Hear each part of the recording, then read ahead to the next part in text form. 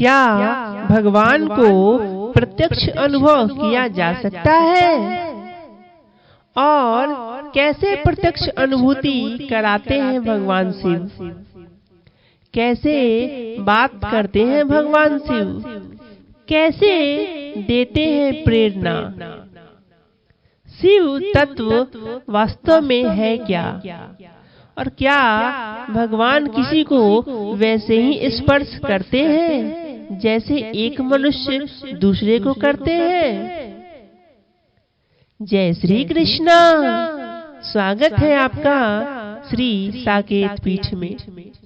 आज आप दर्शन कर रहे हैं हमारे श्री साकेत पीठ में स्थित बाबा कमलेश्वर नाथ शिव मंदिर का और हमारी उपासना पद्धति का।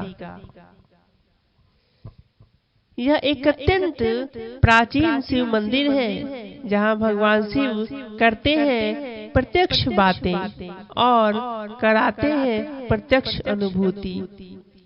अगर जीव के भीतर परमात्मा को पाने की व्याकुलता हो तो, किंतु परमात्मा को चाहता कौन है? परमात्मा की सेवा करने के बाद भी कई मनुष्य तो सिर्फ धन, शब्द, स्पर्श, रूप, रस, गंध के विषयों को ही चाहते हैं। परमात्मा को प्राप्त करने के लिए किसी के हृदय में व्याकुलता है क्या? आप स्वयं अपने हृदय में विचार करें। वैष्णव और शैव ग्रंथों का जो अत्यंत सूक्ष्म सिद्धांत है वह इस मंदिर में लगभग 250-300 वर्षों से हमारे 10-12 पीढ़ी के पूर्वज अपनाते आ रहे हैं। इस मंदिर में वास्तव में उपासना जब शुरू होती है किसी साधक की तो उसको अद्वैत का सिद्धांत पुष्ट कराया जाता है। किंतु अद्वैत, समता और एकत्व का ज्ञान जब कम से कम 10-15 वर्ष तक स्वाध्याय और सेवा के माध्यम से जब पुष्ट होता है, जब भूमिका तैयार होती है, तब स्वयं भगवान शिव किसी माध्यम से उसमें, उसके हृदय में पंचम पुरुषार्थ प्रेम का बीज रोपण करते हैं। जिन भगवान शिव का आप दर्शन कर रहे हैं यह एक अत्यंत अलौकिक शिवलिंग है। कभी जब आप भगवान शिव के पास एकांत में बैठे हो तो आप स्वयं इसका अनुभव कर सकेंगे। मैं अपने कुछ विशेष अनुभूतियों को यहाँ उजागर नहीं कर सकता, किंतु जो सबसे पहला प्रश्न मैंने आपसे किया था, क्या भगवान को प्रत्यक्ष अनुभव किया जा सकता है? इसका उत्तर सिर्फ उन्हीं लोगों के लिए है जो परमात्मा के लिए व्याकुल है। यदि आप परमात्मा की खूब सेवा भी कर रहे हैं 10-12 घंटे भी, किंतु परमात्मा को पाने की व्याकुलता नहीं है तो यह प्रश्न वास्तव में आपके लिए नहीं है। आप अगर कहीं राजी हैं, कोई आपको अच्छा लग रहा है या कहीं आपकी आसक्ति है, कहीं आपका आकर्षण है, तो वास्तव में यह प्रश्न आपको समझ ही नहीं पाएगा। इसके गूढ़ अर्थों को समझना तो दूर, आप इस प्रश्न को ही नहीं समझ पाएंगे। प्रत्यक्ष अनुभूति वास्तव में है क्या? बहुनाम जननामन्ते का जो सिद्धांत है, वासुदेव सर्वम का जो सिद्धांत है, सर्वम खलिदम ब्रह्म का जो सिद्धांत है, और तत्त्वमसि जीवो ब्रह्मेव का जो सिद्धांत है, वास्तव में शिव तत्व का भी वही सिद्धांत है। किंतु शिव को जान कौन सकता है? परम तत्व परमात्मा भगवान शिव है। शिव ही हमारे इस मंदिर के सिद्धांत में शिव ही राम है, शिव ही कृष्ण है और शिव ही निर्गुण ब्रह्म है। शिव ही परम तत्व है। भगवान शिव की कृपा से ही किसी को भगवान विष्णु की भक्ति प्राप्त हो सकती है। जब भगवान शिव कृपा करते हैं और बहु जन्म उपायन करी अनेका, एक जन्म की तो यह बात ही नहीं है और एक जन्म में किसी को ज्ञान और भक्ति की प्राप्ति होती भी नहीं है।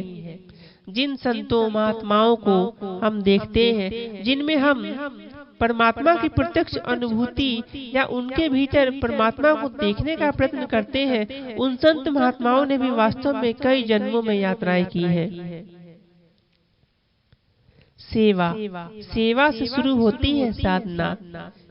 जब तक सेवा में आपकी रुचि नहीं होगी, तब तक वास्तव में सेवा का आपको लाभ ही नहीं मिलेगा। और जानते हैं, सबसे अंतिम अवस्था भी सेवा ही है। बड़ी विचित्र अवस्था होती है साधकों की, जब कभी कभी भगवान उनके सामने प्रत्यक्ष खड़े हो और कहते हैं मांग लो, तो भी वे कुछ नहीं कह पाते हैं और कहते हैं कि हमें आपकी सेवा करनी है, सेवा के अतिरिक्त हमें कुछ चाहिए ही नहीं। यह रहस्य समझना भी बड़ा कठिन है। जिन इष्ट के लिए, जिन आराध के लिए हम वर्षों नहीं जन्मांतरों से प्रयत्न करते हैं, उसके बाद अगर वो सामने उपस्थित भी हो या किसी माध्यम से अपनी प्रतीति भी करवाए, तो भी उसके हृदय में कोई कामना ही नहीं होती है। क्योंकि परमात्मा प्रत्यक्ष अनुभव कराते भी तो वही है जहाँ संपूर्ण कामनाओं का नष्ट हो गया, कामनाओं का ही नाश हो गया। जिनको स्त्री चाहिए, संतान चाहिए, धन चाहिए, वहाँ परमात्मा की कामना कहाँ है? वहाँ तो संसार की कामनाएं हैं। कोई स्त्री साधिका है और वह पति की इच्छा रखती है, संतान की इच्छा रखती है, तो वहाँ भी तो कामना ही है। परमात्मा की कामना सभी कामनाओं को वास्तव में नष्ट कर देती है। परमात्मा की कामना इतनी ही शुद्ध कामना है जो अशुद्ध हृदय में उत्पन्न ही नहीं होती है। आप स्वयं देखें, कई वर्षों के साधन करने के बाद भी कई साधकों के हृदय में जब व्याकुलता उत्पन्न नहीं होती कि हमें परमात्मा को देखना है, परमात्मा से बात करना है, और वे संसार के ही अलग अलग विषयों में राजी रहते हैं, क्योंकि माया के रहस्य को वे जान नहीं पाते। माया की आवरण शक्ति और विक्षेप शक्ति दोनों ही प्रबल शक्तियां हैं, किंतु मनुष्य चाहकर भी उनको नष्ट नहीं कर पाता। कल्याण का पर्याप्त अवसर होने के बाद भी जीव अपना कल्याण नहीं कर पाता। भक्ति और साधन के मार्ग में लगने के बाद भी यथार्थता कभी कभी उसे कुछ हाथ नहीं लगता और एक जन्म व्यर्थ चले जाते हैं। सिर्फ यही हृदय में कमी रहती है कि हमारे हृदय में व्याकुलता नहीं हुई। कई साधक अपनी अनुभूति बताते हुए कहते हैं कि जब घर छोड़ा था तब जो व्याकुलता थी वो आज रहती तो परमात्मा को प्राप्त कर लिया होता। या जो लोग घर में रहते हैं अभी परमात्मा की साधना करते हैं, वे भी कहते हैं कि अगर शुरू में हृदय में जो वैराग्य था, जो विरक्ति थी, जो परमात्मा के प्रति भाव था, अगर वह होते तो हम परमात्मा को अनुभव कर लिए होते। वास्तव में हम अपने साधन से क्या उस परम तत्व को जान सकते हैं? जब तक हम दोनों हाथ उठाकर हरि शरणम नहीं करें तो क्या परमात्मा की प्रत्यक्ष अनुभूति हो सकती है? हम कितना ही साधन क्यों न कर लें, आप ध्यान दें और इस बात को गांठ बांध कर रख लें, अपने साधन के द्वारा हम परमात्मा को प्राप्त नहीं कर सकते, क्योंकि साधन करने वाला देहाभिमानी जीव है, वह कर्ता स्वयं को मानता है। बड़े बड़े उपदेश करने वाले और प्रवचन करने वाले भी स्वयं को अकर्ता नहीं मान पाते। क्यों? क्योंकि अहंकार की ग्रंथि इतनी दृढ़ होती है जिसके बारे में विचार करना भी बड़ा ही कठिन है। हम लोग सहजता में कह तो देते हैं हमारे भीतर अहंकार नहीं है या हमारा चित्त शुद्ध है, किंतु क्या वास्तव में ऐसी अवस्था होती है? कभी अपने ही अंतर मन को, अपने ही हृदय को विचार करके देखिएगा, आपकी चित्त की वृत्ति वास्तव में है कहाँ? अचानक 24 घंटे में कम से कम 24 बार इसको पकड़ने का, इसके अब स्वयं को साक्षी रख के अनुभव करने की कोशिश कीजिएगा कि आपका मन कहाँ है, चित्त कहाँ है। अहंकार कुछ इतना सहज है, सरल है? कदापि नहीं। अहंकार, सबसे बड़ा अहंकार तो हम स्वयं को शरीर माने बैठे हैं। जिस शरीर के भाव से नष्ट होने के लिए परमात्मा ने शरीर दिया था, उसी शरीर को अपना मानकर हम सबसे पहले तो स्थूल शरीर, सूक्ष्म शरीर, कारण शरीर, तीनों में ही स्वयं को मानते चले जाते हैं। स्थूल शरीर जब स्वप्न में सो भी जाता है तो भी सूक्ष्म शरीर से हम सारे प्रपंचों में लीन रहते हैं। फिर कारण शरीर की तो हम विचार भी नहीं कर सकते। अन्नमय कोश, प्राणमय कोश, मनोमय कोश, विज्ञानमय कोश, आनंदमय कोश, इनके बारे में विचार करना तो उन्हीं भाग्यशाली जीवों को वास्तव में प्राप्त हो पाता है जो परमात्मा की कृपा से कुछ कुछ उस तत्व को जान पाते हैं। हाँ, हम परमात्मा के कृपा से ही मनुष्य शरीर प्राप्त करते हैं और परमात्मा की कृपा जिस ओर हमें ले जाती है, स्वयं को जब हम तिनका मानने लगते हैं तब हम देखते हैं कि वास्तव में परमात्मा की कृपा ही हमें उस ओर ले जा रही है जहाँ स्वयं आनंद ही आनंद है। संसार के सारे विषयों में रहते हुए भी हमें उस रस की कमी की अनुभूति होने लगती है जो रस परमात्मा में ही है।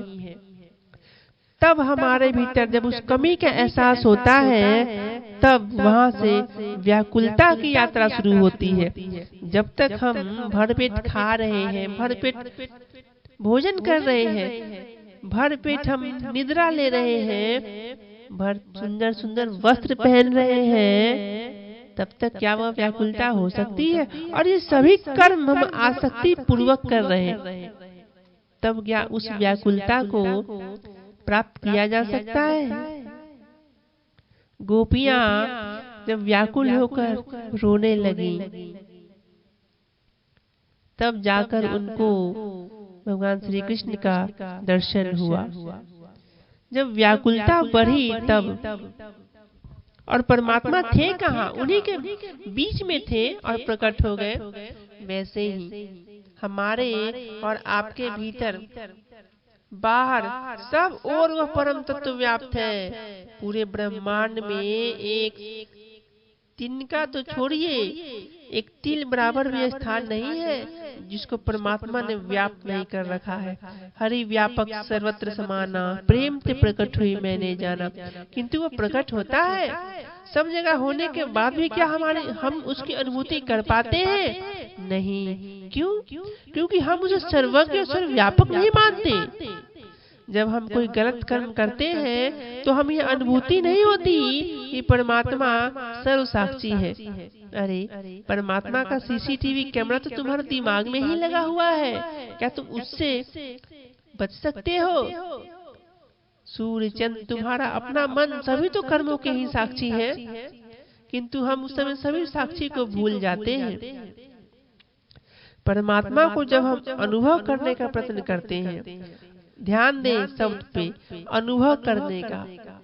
जब हम अनुभव करेंगे कि परमात्मा मेरे साथ है, वह परम तत्व जो अनंत कोटि ब्रह्मांड नायक सर्वेश्वर है, निखिल है, प्रतिनीक है, अनंत गुणगण निलय है, सर्व साक्षी है, हम उसके नियमन में है तो भय कैसा? उसका अनुसंधान हम जब बार बार करते हैं तभी हमें परमात्मा की प्रत्यक्ष अनुभूति हो सकती है। परमात्मा की प्रत्यक्ष अनुभूति की बात हजारों नहीं, लाखों नहीं, करोड़ों में किसी एक के हृदय में प्रत्यक्ष अनुभूति की बात उतरती है। सारा संसार तो राजी है, तो परमात्मा क्यों मिले? हाँ, जब सारे विषय भोगों के बीच में रहते हुए भी हमें कुछ ऐसा लगे जो कुछ छूट रहा है, कुछ छूट रहा है, यही छूटना उस परम तत्व की यात्रा शुरू करवाता है। यात्रा तो वास्तव में छुरे की धार जैसी है, छुरे की धार से भी तीक्ष्ण है। पूछो उन साधकों से जिन्होंने युवावस्था में परमात्मा की यात्रा प्रारंभ की हो। सारे विकार, सारे छठ विकारों को अपने सीने में सहना पड़ता है। जब मन सो भोग लिया, जब मन जहाँ चले गए, जब मन जहाँ किसी के यहाँ भोजन कर लिया, ऐसे परमात्मा की प्राप्ति थोड़ी होती है। मन मारिया तन वश में कीना, मन को मारना पड़ता है। कैसे और क्या मन को मारना इतना सरल है? सरल नहीं तो क्या असंभव भी है, जो भगवान स्वयं कह रहे हैं कि अभ्यास और वैराग्य से इसको वश में किया जा सकता है। अपना मन ही सबसे बड़ा शत्रु है यदि संसार के विषयों में आसक्त है, और इसी मन में अपार शक्ति है। इसी मन को जब हम वश में करने का प्रयत्न करते हैं और इस मन को शुद्ध कर देते हैं, तो इसी मन में उन्हीं परमात्मा की अनुभूति होने लगती है। सब कुछ बस परमात्मा के कृपा पर ही है। परमात्मा जिसको अपनी अनुभूति कराना चाहे करा देते हैं। सोई जाने जही देहु जनाई, और जानत तुम्ही होई जाई। किंतु अगर परमात्मा ही जिसको चाहे अनुभूति कराए, तो फिर हम अपनी यात्राएं शुरू ही क्यों करें? परमात्मा ने तो कृपा करके मनुष्य शरीर दिया, सत्संग दिया, स्वाध्याय दिया, पुस्तकों का संग दिया, और गुरु के माध्यम से यह ज्ञान भी दिया। अब हम इसका अनादर करें, अब हम इसका उचित आदर नहीं करें, तब कौन दोषी है, हम या परमात्मा? सारे अवसरों को प्राप्त होने के बाद भी यदि मनुष्य खो रहा है, तब इसका कारण क्या परमात्मा है? साधन था मोक्ष कर द्वारा। क्या जो परमात्मा कह रहे हैं उसका अर्थ हम समझे? ठीक है, परमात्मा की कृपा है सभी मनुष्यों पे, किंतु क्या सिर्फ कृपा करने से परमात्मा की कृपा उतरेगी? कृपा तो फैली हुई है, सारे संसार में कृपा फैली हुई है। गुरु कृपा, आत्म कृपा, माता पिता की कृपा, परमात्मा की कृपा। अब जीवों को आत्म कृपा की आवश्यकता है। आत्म कृपा अब लो नसानी, अब न नसे हूँ, आज तक जो हुआ अब आगे नहीं होगा, ऐसा दृढ़ निश्चय साधकों को करना पड़ता है। तब जाकर हृदय की मलिनता दूर होती है। जिन विषयों में हम जन्म जन्मांतरों से भटक रहे हैं, और जब हमारा स्वभाव ही बाहर की ओर देखने का हो गया, तो क्या सहज में ही स्वभाव को भीतर की ओर किया जा सकता है? कठोपनिषद तो कहती है कि स्वयंभू परमात्मा ने इंद्रियों को बहिर्मुख करके हिंसित कर रखा है, बहिर्मुख करके। किंतु क्या परमात्मा ने इंद्रियों को बाहर की ओर देखने की जो बनाया, किंतु क्या उनके साथ कोई अन्याय किया? नहीं, हम इसका अर्थ ही नहीं समझ पाए। परमात्मा निर्गुण है, सगुण है, निराकार है, साकार है। परमात्मा शिव है, कृष्ण है, राम है, दुर्गा है, महाकाली है, युगल सरकार है। इन सब में हम एकत्व को कभी देखने का प्रयत्न किए? परमात्मा 2 और 4 नहीं होते, परमात्मा 10-20 भी नहीं होते। और सर्वम खलविदम ब्रह्म हो या सिया राम में सब जग जानी, सबको शिव देखो और सारा संसार शिव है, सारा संसार कृष्ण में ही है, और वासुदेव सर्वम। ये सारे वाक्य एक तत्व की ओर ही इशारा करते हैं। देवी दुर्गा सप्तशती के पहले जो हम लोग पाठ करते हैं, उसमें यस्या परतरम नास्ति सहसा दुर्गा प्रकीर्तिता, और गीता में जो भगवान स्वयं कहते हैं कि मुझसे परे कोई परम तत्व नहीं है। तो इसका तत्व हमें अपने विवेक से जानने का प्रयत्न करना होगा, और तभी हमें बोध होगा परमात्मा के एकत्व का। इस एकत्व का बोध होने के बाद ही वास्तव में परमात्मा के परम रहस्य को जाना जा सकता है। स्वयंभू परमात्मा ने इंद्रियों को हिंसित बाहर की ओर इसलिए नहीं किया कि जीव भटकता रहे, बल्कि उसकी रक्षा के लिए किया। माया की व्यवस्था भी परमात्मा ने इसलिए नहीं की कि हम माया को ही दुरुपयोग करें। देखो, जब हमारा जन्म हुआ, हमें चलने की और सोचने समझने का समर्थ नहीं था, तो भी परमात्मा ने भोजन की व्यवस्था और हवा की व्यवस्था, जल की व्यवस्था कर दी ना। किंतु जब हम इसका दुरुपयोग कर रहे हैं तो क्या माया का दोष है? नहीं, माया का दोष नहीं है। जिस माया को भगवान ने हमारी दिनचर्या को नियमित रूप से बनाने के लिए, सुंदर ढंग से बनाने के लिए इसकी रचना की, उसमें दोष नहीं है। दोष होती है हमारे दृष्टि में, हमारे विवेक बुद्धि में, जिसके द्वारा हम शरीर को ही अपना स्वरूप मानकर संसार से आनंद कण को बटोरना चाहते हैं। किंतु जो संसार में हमें आनंद प्रतीत होता है वह आनंद नहीं है, वह एक परछाई है। जीवन भर हिरन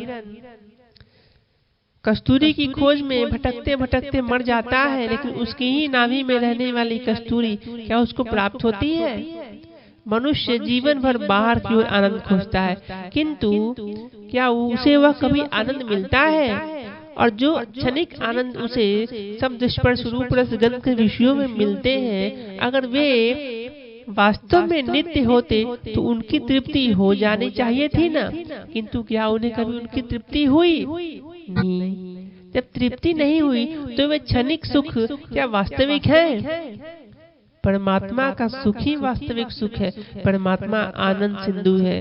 जिन परमात्मा के लौह मात्र आनंद का आश्रय लेकर ब्रह्मा जी संपूर्ण सृष्टि को रचते हैं, जिनके निमेष में करोड़ों ब्रह्मांड बन जाते हैं और बिगड़ जाते हैं, उन परमात्मा के एक बूंद आनंद को अगर हम प्राप्त कर लें बिना उस अवस्था में पहुंचे हुए, तो जानते हैं हमारी छाती फट जाएगी, हम उस तेज को सहन नहीं कर सकते हैं। इसलिए परमात्मा उस तेज को सहने के लिए वास्तव में साधना कराते हैं। साधना, इसी साधना के द्वारा जीवों को बोध होता है कि वास्तव में वे हैं कौन। जब ज्ञान हृदय में दृढ़ होता है, जब भूमिका बनती है, उसके बाद ही वह प्रेम रस परमात्मा हृदय में उड़ेलते हैं।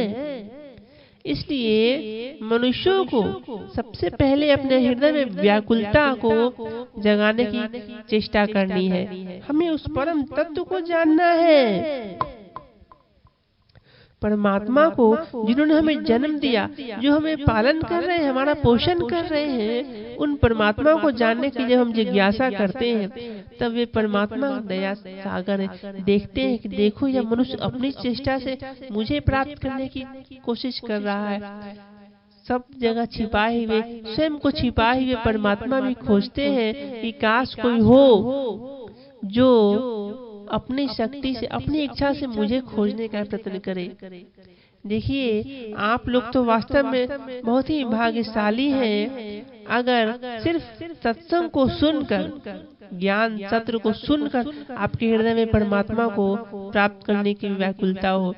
वास्तव में हम जैसे अधम तो परमात्मा को इतने भूले हुए थे कि परमात्मा को अपनी विशेष शक्तियों का उपयोग करना पड़ा हम लोगों को जगाने के लिए। वास्तव में परम भाग्यवान आप लोग ही हैं। अगर आप सिर्फ जहाँ भी हैं, आप गृहस्थ में हैं या विरक्त में हैं, इससे परमात्मा को कोई मतलब नहीं है। किंतु जो जहाँ है, अगर वहीं से वह परमात्मा की प्राप्ति के लिए यत्न करता है, तब परमात्मा को भी अत्यंत आह्लाद होता है। हमारे जीवन में अगर कोई ठोकर लगी और तब हम परमात्मा की ओर चले, तो हमने क्या प्रेम किया परमात्मा से। जिनको ठोकर ही नहीं लगी और वे परमात्मा की ओर चल पड़े, ऐसे भाग्यशाली महात्मा तो कई जन्मों के अभ्यास के बाद ही परमात्मा की कृपा को प्राप्त कर पाते हैं। परमात्मा परम तत्व है, निर्गुण सगुण साकार निराकार सब कुछ वही है। इस भेद में कभी ना पड़े। आपके जो इष्ट हो, राम हो, युगल सरकार हो, सीता जी हो, सीताराम सरकार हो, राधा कृष्ण हो, युगल सरकार हो, लक्ष्मी नारायण हो, माँ पार्वती हो, दुर्गा माँ हो, महाकाली हो, गणेश जी हो, हनुमान जी हो, भगवान सूर्य हो, भगवान शिव हो या निर्गुण ब्रह्मी हो, सबके भीतर आप एक तत्व को देखने का प्रयत्न करें, जो मार्ग आपको आपके गुरु ने बताया है, जो आपने स्वाध्याय के द्वारा प्राप्त किया है, उसको और आगे बढ़ाएं। अपने वैराग में निरंतर कमी देखें। जब आप ऐसा करेंगे बहुत दीर्घ काल तक, तभी आपको उस परम तत्व की अनुभूति होगी। हाँ, आपको एक बार परम तत्व की अनुभूति हो गई तो और हृदय में कोई कामनाएं रह ही नहीं जाएगी। ओम